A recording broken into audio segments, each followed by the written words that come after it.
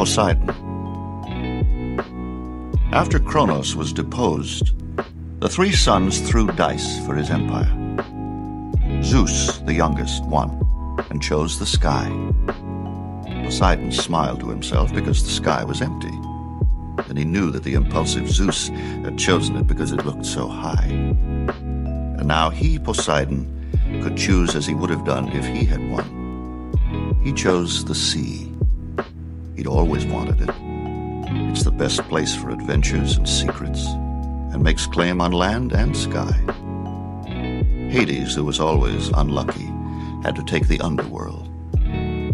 The earth was held as a commonwealth and left to the goddesses to manage. Poseidon left Olympus and came to his kingdom. He immediately set about building a huge underwater palace with a great pearl and coral throne. He needed a queen and chose Thetis, a beautiful nereid or water nymph. But it was prophesied that any son born to Thetis would be greater than his father. So Poseidon decided to try elsewhere.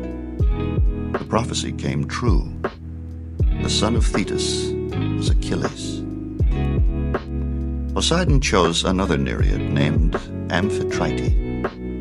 But like his brother Zeus, he was a great traveler and had hundreds of children in different places. He was a very difficult god, changeful and quarrelsome. He did bear grudges, but he could be pleased, and then his smile was radiant. He liked jokes and thought up very curious forms for his creatures. He liked to startle nymphs with monsters and concocted the octopus, the squid, the sea polyp or jellyfish, the swordfish, blowfish, sea cow, and many others. Once, trying to appease Amphitrite's jealous rage, he thought up the dolphin and gave it to her as a gift.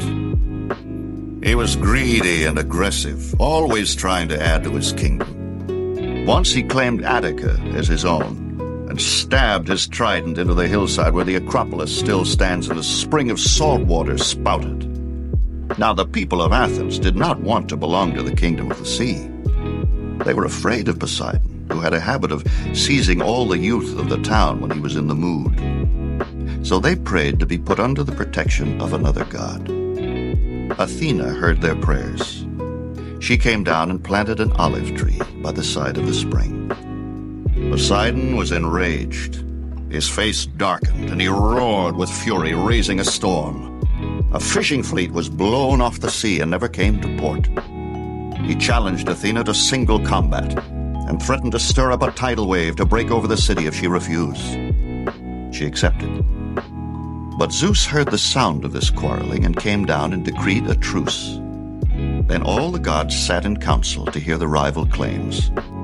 After hearing both Athena and Poseidon, they voted to award the city to Athena because her olive tree was the better gift.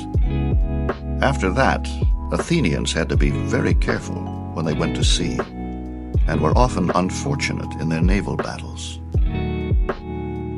Poseidon was very fond of Demeter, and pursued her hotly whenever he thought about it. He cornered her finally one hot afternoon in a mountain pass, and demanded that she love him. She didn't know what to do. He was so huge, so implacable, so persistent.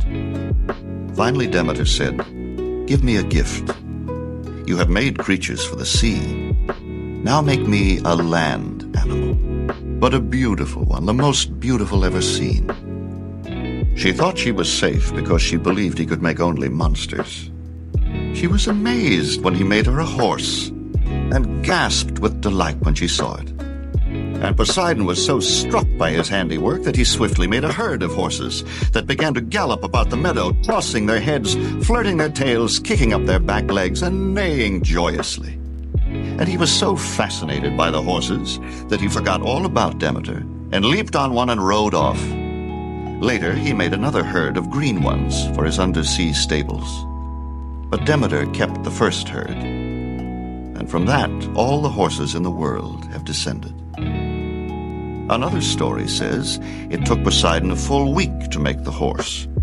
During that time, he made and cast aside many other creatures that didn't come out right. But he simply threw them away without killing them, and they made their way into the world. From them have come the camel, the hippopotamus, the giraffe, the donkey, and the zebra. In another story, Demeter turned herself into a mare to escape Poseidon. But he immediately changed himself into a stallion, galloped after her, and caught her. From this courtship came a wild horse, Arion, and the nymph named Despoina. Demeter was also a moon goddess, and all through mythology there is a connection between horse and moon and sea. The she-horse is given a sea name, Mare. The moon swings the tides, the waves have white manes, the dripping horses stamp on the beach, and their hooves leave moon-shaped marks. An old, old thing that has not entirely disappeared.